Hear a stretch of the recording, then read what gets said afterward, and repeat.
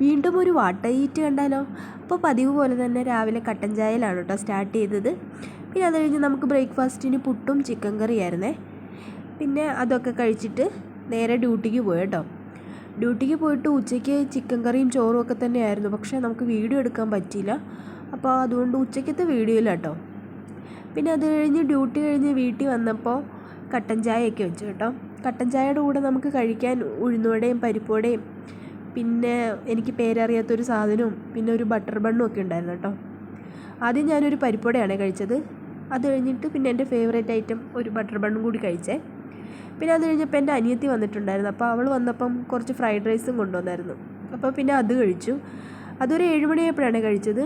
അത് കഴിഞ്ഞ് ഒരു 10 മണിയായപ്പോഴേക്കും കുറച്ച് ചോറും സാമ്പാറും പിന്നെ നമ്മുടെ ഉപ്പിലിട്ട കാന്താരിമുളകും ഒക്കെ കൂട്ടി കുറച്ച് ചോറും കൂടി കഴിച്ചു കേട്ടോ. ഇന്ന് ഞാൻ ഇത്രേ കഴിച്ചുള്ളൂ. അപ്പോൾ ഇന്നത്തെ വീഡിയോ ഇത്രയേ ഉള്ളൂ. Okay, by.